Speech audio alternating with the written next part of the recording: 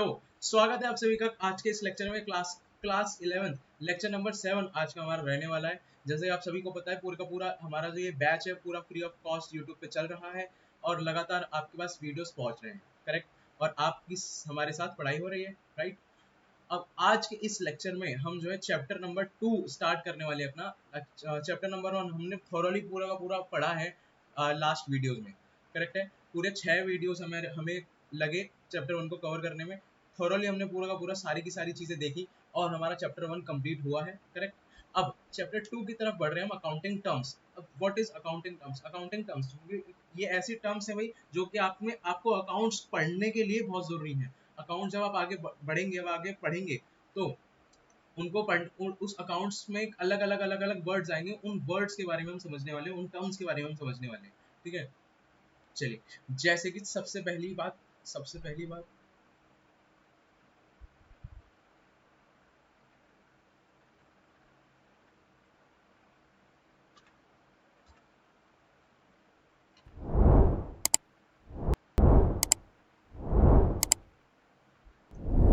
पहले आता है sir business transaction. What is business transaction? Business transaction का मतलब क्या है? तो बिजनेस ट्रांजेक्शन इज सिंपल। हमने ये पढ़ा भी था हमारे फर्स्ट लेक्चर में, हमारे फर्स्ट डे फर्स्ट शो में हमने देखा था कि भाई हमारा बिजनेस ट्रांजेक्शन का मतलब क्या। सबसे पहले हमने इकोनॉमिक एक्टिविटी देखी, इकोनॉमिक एक्टिविटी के बाद उसको बिजनेस ट्रांजेक्शन में हमने देखा था। कैसे? एक ट्रांजेक्शन होती है, ट्रांजेक्शन में दो हिस्से होते हैं, इकोनॉमिक और नॉन इकोनॉमिक। इकोनॉमिक के दो हिस्से होते हैं, बिजनेस ट्रांजेक्शन और नॉन बिजनेस ट्रांजेक्शन, है ना। अब बिजनेस ट्रांजेक्शन वहां पे हमने देखा था कि एक ऐसी इकोनॉमिक एक्टिविटी या फिर ऐसी एक्टिविटी जहाँ पे पैसा इन्वॉल्व हो रहा है और उस और वो बिजनेस से रिलेटेड है, तो इन उन ट्रांजेक्शंस को हम क्या कहेंगे? बिजनेस ट्रांजेक्शंस कहेंगे। यस और नो? यस। अब क्या लिखा हुआ है सर? फाइनेंशियल ट्रांजेक्शन और इकोनॉमिक इवेंट, फिर उसके बाद expressed in terms of money, and transfer और एक्सचेंज ऑफ गुड्स और services, which changes our financial position। अब अगर आपको याद हो फाइनेंशियल पोजीशन का मतलब क्या था, मालूम है सर आपको? फाइनेंशियल पोजीशन का मतलब था हमारी बैलेंस शीट में आती थी हमारी दो चीजें, एसेट्स एंड लायबिलिटीज। अब इसका क्या मतलब हुआ कि फाइनेंशियल पोजीशन चेंज होती है हमारी, कि भाई बिजनेस ट्रांजेक्शन जब भी कोई भी एक बिजनेस ट्रांजेक्शन होगी, वो तो उस बिजनेस ट्रांजेक्शन की वजह से हमारी फाइनेंशियल पोजीशन में इम्पैक्ट जरूर से जरूर आएगा। फाइनेंशियल पोजीशन में, बैलेंस शीट में एसेट्स एंड लायबिलिटीज में चेंज जरूर आएगा। That is change in assets and liabilities. सही है? Yes sir. अब also effect on the accounting equation. अब ये जो चैप्टर है हमारा अकाउंटिंग इक्वेशन जो है, नेक्स्ट चैप्टर है हमारा अकाउंटिंग इक्वेशन, उसके ऊपर भी हम चैप्टर नंबर 5 है वैसे तो, लेकिन हम सेकंड के बाद मैं वही कराता हूँ तो हम वही वाला चैप्टर करेंगे, ठीक है। तो also effect on the accounting equation, सही बात है, यस। अब देखिए क्या हो रहा है यहाँ पे। For example, company purchase furniture. अब फर्नीचर क्या होता है सर? फर्नीचर तो होता है फिक्स एसेट, याद है क्या? थोड़ा बहुत अगर मालूम हो तो एक एसेट होती है। अब एसेट है, एसेट तो है इतना तो मालूम है। फिक्स्ड एसेट क्या होता है वो हम थोड़ी देर में पढ़ेंगे, लेकिन एसेट तो है इतना तो मालूम है ना सर? हाँ जी। तो कंपनी परचेज फर्नीचर। अब फर्नीचर आ रहा है, फर्नीचर हमारे पास आ रहा है तो एसेट बढ़ रहा है ना। फर्नीचर आ रहा है तो एसेट बढ़ रहा है, सही है, यस। और हमने पैसा पे करा होगा तो कैश कैश हमारे पास से जा रहा है, तो फिर से अगेन किस में इम्पैक्ट आ रहा है? एसेट्स में इम्पैक्ट आ रहा है। तो देखो भाई, उन्होंने क्या बोला था? चेंज आएगा हमारी फाइनेंशियल पोजीशन में, अब एसेट्स में ही कमी हो गई और एसेट्स में ही बढ़ गया, तो चेंज आ रहा है कि नहीं आ रहा? बस अलग बात ये है कि एक ही मतलब दोनों दोनों इम्पैक्ट जो है सिर्फ और सिर्फ एसेट्स में आ रहे हैं। एक तरफ एक एसेट जो है एक एसेट जो है बढ़ गया और एक एसेट जो है कम हो गया, सही है, यस सर। अब जैसे कि पेमेंट मेड टू क्रेडिटर्स। अब क्रेडिटर्स कौन होते हैं सर? क्रेडिटर्स अभी थोड़ा सा बता रहा हूँ, फिर उसके बाद हम थॉरली उसके बारे में पढ़ेंगे। क्रेडिटर्स मतलब वो लोग जिनको हमें पैसा देना होता है, हमें उनको पैसा देना होता है, ठीक है, हमें उनको पैसा देना होता है, तो वो लोग हमारे लिए कौन कौन कहलाते हैं? क्रेडिटर्स कहलाते हैं सर, ठीक है। तो कैश, अगर हमारे हमने पैसा पे करा उनको, हमने उनको पैसा पे करा तो क्या है? हमारे पास से कैश कम हो रहा है, यानी कि हमारी एसेट कम हो रही है। और क्रेडिटर्स कौन होते हैं हमारे लिए? अभी मैंने थोड़ी देर बताया कि भाई ऐसे लोग जिनको हमें पैसा पे करना होता है, यस और नो? Yes sir. ऐसे लोग जिनको हमें पैसा पे करना होता है, बेसिकली वो हमारी कौन होती है, लाइबिलिटीज होती हैं। अब लाइबिलिटीज में क्या हो रहा है, कमी आ रही है, क्योंकि हमने उनको पैसा पे कर दिया, उनको पैसा पे करना था, अब उनको पैसा पे कर दिया तो हमारी लाइबिलिटी कम हो रही है। सही है, तो अब इसमें देख सकते हैं आप दोनों जगहों पे इम्पैक्ट आ रहा है, लाइबिलिटीज में एंड एसेट्स में। सही बात है, यस। तो अब देखिए, एक चीज मैं बता दूं अब आपको, एक चीज मैं बता दूं भाई आपको, क्या कि भाई अगर कोई भी बिजनेस ट्रांजेक्शन होगी तो उसमें दो इम्पैक्ट हमेशा आएंगे, एटलीस्ट दो इम्पैक्ट आएंगे ही आएंगे। ठीक है, आइदर ऑल, आइदर दोनों के दोनों एसेट साइड में, आइदर दोनों के दोनों लाइबिलिटी साइड में, और आइदर एक एसेट और एक लाइबिलिटी में। ठीक है, ऐसे ऐसे हमारे डिफरेंट डिफरेंट कॉम्बिनेशन हो सकते हैं हमारी चेंज आने में। ठीक है, किसी भी बिजनेस ट्रांजेक्शन की वजह से। सही है, यस सर। अब नेक्स्ट वर्ड आता है हमारे पास कैपिटल। कैपिटल, अब कैपिटल का मतलब क्या सर? कैपिटल का मतलब है अमाउंट इन्वेस्टेड या फिर investment by owner in the business. Investment in the business by the owner is known as capital. Correct है, तो ऐसा पैसा जो कि बिजनेस में लगाया हो ओनर ने, तो उसे हम क्या कहते हैं? उसे हम कहते हैं सर, उसे हम कहते हैं इन्वेस्टमेंट। हाँ जी, तो जैसे फॉर एग्जांपल हमारे जो है रतन टाटा सर, रतन टाटा सर ने अपना इंडस्ट्री खड़ी कर रखी है टाटा इंडस्ट्रीज के नाम से। सही है ना? अब उन्होंने जो भी पैसा लगाया होगा या लगा रहे होंगे, तो वो हमारे लिए क्या कहलाएगा? कैपिटल कहलाएगा। वो हमारे लिए क्या कहलाएगा? कैपिटल। कि रतन टाटा सर ने जो भी पैसा लगा रखा होगा बिजनेस में अपने, उस अमाउंट को हम क्या कहेंगे? कैपिटल कहेंगे। इन्वेस्टमेंट को, उस इन्वेस्टमेंट को क्या कहेंगे सर? कैपिटल कहेंगे। करेक्ट है।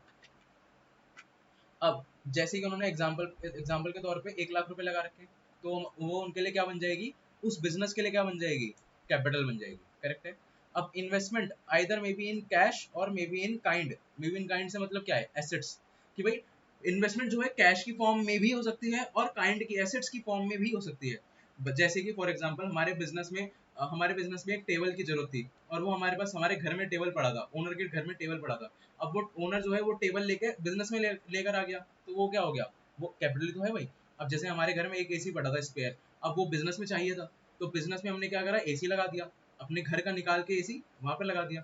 तो क्या हुआ? ये this is known as capital. सही बात है, क्यों? क्योंकि आपने अपनी पर्सनल एसेट निकाल के अपने बिजनेस में लेकर आ गए एज एन इन्वेस्टमेंट, तो वो क्या हो गया? आपकी एसेट्स हो गई। यस सर, ठीक है। देखिए, ओनर का दूसरा नाम याद है ना सभी को? प्रोपराइटर। करेक्ट। चलिए, अब capital changes if there is profit और loss. If there is profit और लॉस। ठीक है सर, ये अभी अभी इतनी ज्यादा सही से बात समझ नहीं आएगी आपको। हाँ, लेकिन विद द टाइम आपको ये सारी बातें समझ आ जाएंगी। कुछ कुछ चीजें अभी भी इस चैप्टर में होंगी जो हम विद द टाइम सीखेंगे। करेक्ट है। तो कई बारी मैं रुकूंगा, कई बारी मैं ऐसे बोलूंगा भाई ये बात आगे पढ़ेंगे, तो घबराने का कोई दिक्कत वाली बात नहीं है। अब नेक्स्ट टर्म क्या है? हमारी ड्राइंग्स। कि भाई अभी पहले क्या हुआ था? रतन टाटा सर ने अपना बिजनेस में पैसा लगाया। अब वो बिजनेस में पैसा, एक और चीज, हाँ, बिजनेस में पैसा लगाया तो वो तो हो सकता है ड्यूरिंग द ईयर लगाया हो, या फिर बिजनेस जब शुरुआत हुआ होगा उस टाइम पे लगाया हो। तो अगर ड्यूरिंग द ईयर या फिर during the life of business लगाया हो, उसके उस वो भी क्या कहलाता है? कैपिटल कहलाता है। वो भी क्या कहलाता है? कैपिटल। ठीक है। अब रतन टाटा सर ने वही पैसा अब क्या कर लिया? निकाल लिया। अब निकाल लिया भाई, उसमें से कुछ पैसा निकाल लिया। अब निकाल लिया तो क्या हो गया? मतलब कि बिजनेस में से पैसा निकाला रतन टाटा सर ने, ओनर ने। सही बात है। तो ओनर ने अपने पर्सनल कंजम्पशन के लिए, पर्सनल यूज के लिए, किसके लिए सर? पर्सनल यूज के लिए अगर पैसा निकाला तो उसे हम क्या कहते हैं? ड्रॉइंग्स कहते हैं सर। क्या कहते हैं? ड्रॉइंग्स। करेक्ट है, यस सर। अब ड्रॉइंग्स भी किस फॉर्म में हो सकती है? कैश में और एसेट में। कैश में और एसेट में, है ना? अब कैश में और एसेट में होने का क्या मतलब है? जैसे कि जो हमारा बिजनेस है, हमारे बिजनेस में जो है कुर्सियां पड़ी हुई थी, अब घर में मुझे कुर्सी की जरूरत थी, तो मैंने क्या करा? बिजनेस में से मैं कुर्सी लेकर आ गया अपने घर पे, और पर्सनल यूज के लिए। तो ये क्या हो गया भैया? ये हो गई ड्राइंग्स। क्या हो गई? ड्राइंग्स। यस। अब आता है ये वर्ड जो कि आपका फेवरेट लग रहा है, जो कि आपका फेवरेट है सर। देखिए क्या है वर्ड? एसेट्स। क्या है? एसेट्स। अब एसेट्स का मतलब क्या? एसेट कोई भी हमारी प्रॉपर्टी। ठीक है। फिर कोई भी ऐसी चीज जिसके ऊपर अपना राइट है या फिर ओनरशिप है। करेक्ट है। या फिर कोई भी ऐसी चीज जिसके ऊपर हमारी जिससे हमें फ्यूचर इकोनॉमिक बेनिफिट्स हो, या फिर जो कि हमारे पोजेशन में हो। अब सर लीगल राइट का तो मतलब समझ आता है हमारे नाम पे हो वो चीज, करेक्ट है। फ्यूचर इकोनॉमिक बेनिफिट्स, इसका क्या मतलब है फ्यूचर इकोनॉमिक बेनिफिट्स? देखो भाई, कोई भी ऐसी चीज, इधर देखिए, कोई भी ऐसी चीज, कोई भी ऐसी चीज जिससे कि हमें फ्यूचर इकोनॉमिक बेनिफिट हो। फ्यूचर इकोनॉमिक बेनिफिट का मतलब फ्यूचर में हमें पैसे की फॉर्म में, फाइनेंशियल फॉर्म में हमें बेनिफिट्स हो, ठीक है ना सर। तो वो हमारे लिए क्या कहलाती है? एसेट कहलाती है। क्या कहलाती है? एसेट। और कोई भी ऐसी चीज जो कि हमारे पोजेशन में हो। अब जैसे तुम लोग भाई दोस्तों की बाइक लेके जाते हो, बाइक ले ली, स्कूटी ले ली, है ना। तो जब तक, जितने टाइम तक तुम्हारे पास उसकी चाबी है, तुम उसके अधिकार, वो तुम्हारे अधिकार में है, वो एसेट तुम्हारे अधिकार में है, वो बाइक और स्कूटी तुम्हारे अधिकार में है। तो इस दैट मीन्स तुम उसके पोजेशन में हो, तुम उसके पोजेशन होल्डर हो। कौन हो? Possession holder. तुम, वो चीज तुम्हारे पोजेशन में है, तुम्हारे अधिकार में है। तो अगर कोई टूट फूट होती है या फिर कुछ भी होता है तो वो तुम्हारी जिम्मेदारी बनती है। सही बात है। उस टाइम पे क्योंकि वो क्या कहलाती है? वो तुम्हारी एसेट कहलाती है। सही बात है। यस। अब यहाँ पे एक डेफिनेशन और है जो बुक में सबसे ज्यादा चलती है। ये सबसे ज्यादा डेफिनेशन एक ये वाली चलती है और एक ये वाली चलती है, ठीक है। हाँ जी। तो डेफिनेशन क्या है? डेफिनेशन लिखी हुई है, anything which helps in generating revenue, helps in generating revenue is known as asset. अब रेवेन्यू का मतलब क्या? किसी भी तरीके से अगर हमें पैसा कमाने में हेल्प हो रही है, वो चीज जिसकी वजह से हमें हेल्प हो रही है, वो हमारे लिए क्या है? एसेट्स है। आप अगर अपने चारों तरफ घूम के देखें, आप अज्यूम करते हुए कि आप बिजनेस चला रहे हैं, और अपने चारों तरफ अगर घूमते हुए देखें, तो आप देखेंगे, पाएंगे कि भाई आपके पास जितनी भी चीजें आपको दिख रही हैं वो सारी की सारी लगभग एसेट्स हैं। लगभग लगभग सभी चीजें वो आपके लिए क्या कहलाएंगी? एसेट्स कहलाएंगी भाई, ठीक है ना। जैसे मैं अभी ये वीडियोज क्या है, रिकॉर्ड कर रहा हूँ। रिकॉर्ड किसके थ्रू कर रहा हूँ? लैपटॉप के थ्रू कर रहा हूँ। सामने ट्राइपॉड लगा हुआ है, उसके अलावा माउस है। तो ये सारी चीजें मेरे लिए क्या हो गई है फिलहाल? एसेट्स। ये मेरी जो चेयर है, ये मेरे लिए क्या है? एसेट्स। फैन लगा हुआ है, मेरे लिए क्या है? एसेट्स। सही बात है। क्यों? क्योंकि मुझे इससे हेल्प हो रही है इन जनरेटिंग रेवेन्यू। फॉर एग्जाम्पल, अभी तो फिलहाल मेरा कोई रेवेन्यू नहीं है, लेकिन अगर मैं यूट्यूब से ही अर्निंग करने लगूँ तो, या फिर कोई ऑनलाइन क्लासेस दे रहा हूँ मैं ऐसे रूप में, तो उस तरीके से मेरे को रेवेन्यू जनरेट करने में हेल्प हो रही है कि नहीं हो रही? तो ये सारी उस टाइम पे क्या कहलाएंगे? मेरी एसेट्स कहलाएंगी, ठीक है ना सर। यस। देखिए एग्जाम्पल भी लिखे हुए हमने। एग्जाम्पल क्या है sir? Building, furniture, machinery, goods. Goods का मतलब भी थोड़ी देर में बताएंगे। कैश, बैंक, गुडविल, इसका मतलब अभी आपको नहीं पता, ठीक है, एक्सेट्रा। सही है। यस। बेसेट्स होती है भैया दो टाइप की। कितने टाइप की? दो टाइप।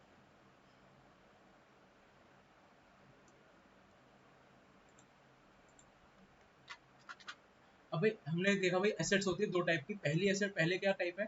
पहली टाइप है भाई करंट एसेट्स, और दूसरी क्या है? Non current assets. अच्छा, अब नॉन करंट एसेट्स को और किस नाम से जाना जाता है? नॉन करंट एसेट्स को हम फिक्स एसेट्स के नाम से भी जानते हैं। फिक्स एसेट्स, ठीक है ना सर। यस। अब करंट एसेट्स बोले तो क्या? करंट एसेट्स ऐसी एसेट्स जिनको हम कैश में कन्वर्ट कर सकते हैं विद इन 12 मंथ्स, या फिर कंज्यूम कर लेते हैं हम ऐसी एसेट्स को with in 12 months. With in 12 months, या फिर बेसिकली कहेंगे हम वन अकाउंटिंग पीरियड, 1 ईयर भी कह सकते हैं। यस सर, 1 ईयर भी कह सकते हैं, ठीक है। तो those assets which can be converted into cash within 12 months is known as current assets, या फिर are known as current assets, ठीक है। फिर उसके अलावा दो non current assets are those assets which cannot be converted into cash within 12 months। सही है। यस। अच्छा जी। अब उनको हम कन्वर्ट तो नहीं कर सकते 12 मंथ्स के अंदर अंदर, और साथ ही साथ और क्या चीजें हैं? और क्या चीजें हैं? प्रोडक्शन। उनको हम किस पर्पज से खरीदते हैं? प्रोडक्शन या फिर ऑपरेशन। उसको हम आगे बेचने के लिए नहीं खरीदते, और bought with long term purpose. Correct है। यस। लेकिन ऐसी यहाँ पर करंट एसेट्स में क्या क्या चीजें आ जाएंगी? गुड्स। सबसे बड़ा और सबसे गंभीर विषय क्या है? गुड्स।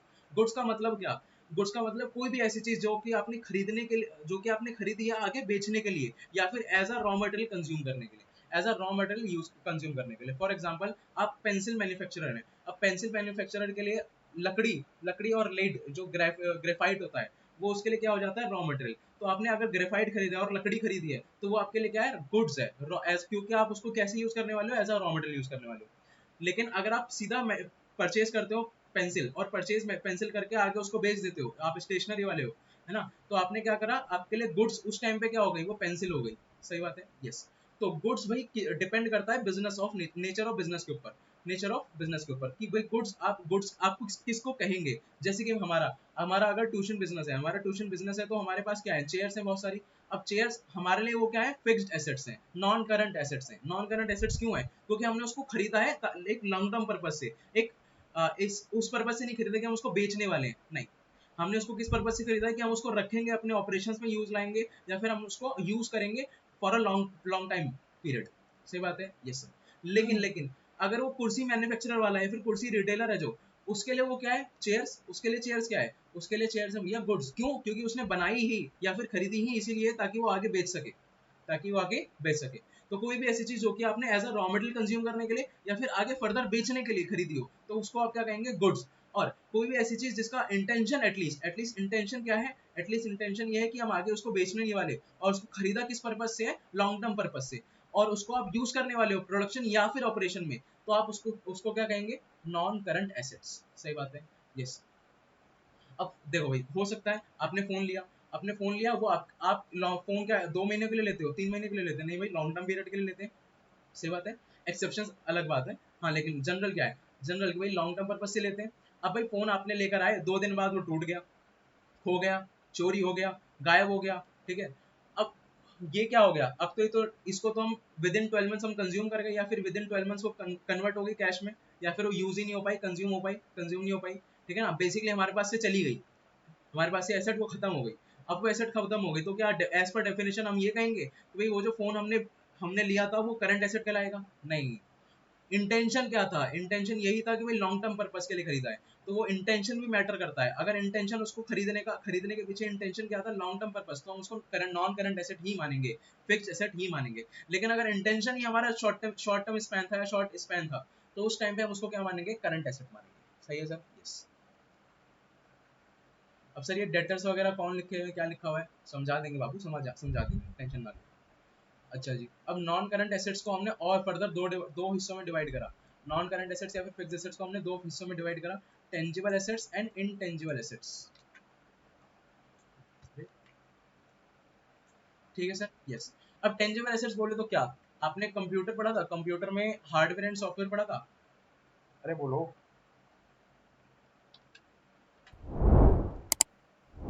कहते सर हाँ, ठीक है। तो tangible is just like hardware and intangible is just like software.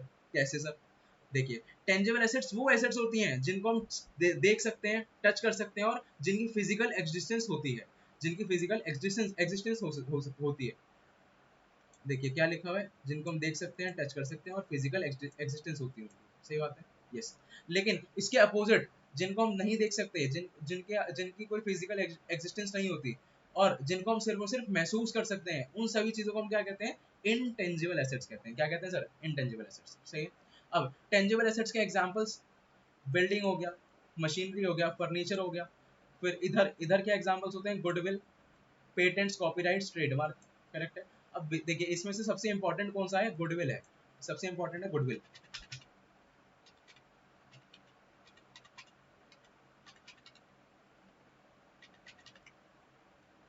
ठीक है सर।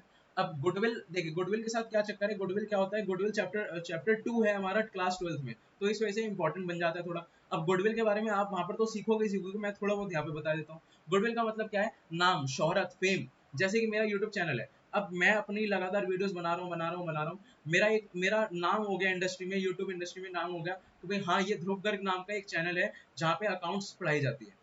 अब लोग माउथ टू माउथ अब क्या कर रहे हैं, मेरे चैनल को रिकमेंड कर रहे हैं, ठीक है, मेरे चैनल की तारीफें हो रही हैं, मैं फेमस होता जा रहा हूँ, तो वो क्या हो गया, वो फेम है, करेक्ट है, वो गुडविल है। उस गुडविल की वजह से मुझे बेनिफिट्स हो रहे हैं, अब उस गुडविल की वजह से मुझे बेनिफिट्स हो रहे हैं, तो वो क्या हो गया, इस वजह से उसको कहते हैं हम इनटेंजिबल एसेट्स। अगर इसको हम पूरा पढ़े तो कैसे पढ़ा जाता है, fixed tangible assets, fixed intangible assets. सही है, यस। तो चलिए बच्चों, आज की क्लास बस यहीं तक, आज की क्लास बस यहीं तक। हमने यहाँ आज की क्लास में बहुत बहुत सारे अच्छे अच्छे वर्ड समझे। अब इसके आगे की चर्चा हम करेंगे नेक्स्ट क्लास में। नेक्स्ट क्लास हमारी होगी परसों, करेक्ट है। आपको अगर ये वीडियोस थोड़ी बहुत भी बेनिफिशियल लग रही हो, तो आप इन वीडियोस को जरूर से जरूर शेयर करें, और मेरे चैनल को सब्सक्राइब करना ना भूलें। चलिए, बाय बाय, टेक केयर।